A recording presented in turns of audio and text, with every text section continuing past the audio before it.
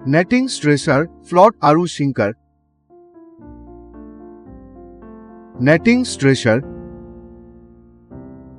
এইবোৰ হৈছে মাছৰ জাল প্ৰস্তুত আৰু মেণ্ডিঙৰ বিন্দু স্থাপনৰ বাবে ব্যৱহাৰ কৰা ৰছী বা অনুৰূপ গঠন।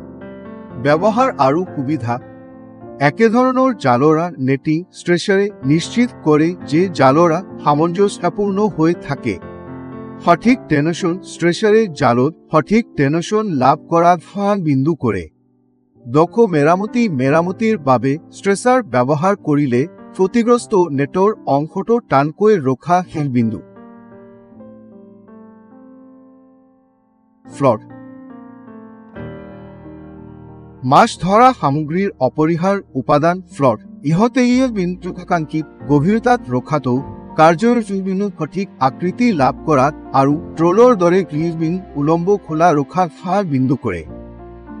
বিন্দু নিশ্চিত কৰক যে ফ্লটসমূহত আছে উচ্চ প্লাৱন ক্ষমতা, পানীৰ চাপ সহ্য কৰিব লাগে, পচি যোৱা শ্বক আৰু ঘৰ্ষণৰ বিৰুদ্ধে যথেষ্ট শক্তিশালী, নিৰ্মাণ কৰাত সহজ, কম খৰচী। সিংকাৰ ফ্লট আৰু সিংকাৰ হৈছে মাছ ধৰা সামগ্ৰীৰ বিশেষ আনুষংগিক বস্তু। ডুব যোৱা আৰু উত্তাল বলৰ মাজত সঠিক ভাৰসাম্যই মাছ ধৰা সঁজুলিবোৰক আকাংক্ষিত গভীৰতাত যিমান পাৰি দক্ষতাৰে কাম কৰিবলৈ সক্ষম কৰে। সিংকাৰত ঘনত্ব বিন্দু বৈশিষ্ট্য আৰু দৃশ্যমান ইংগিত কম কৰিবলৈ সিংকাৰৰ দৰে সৰু ব্যৱহাৰ কৰক।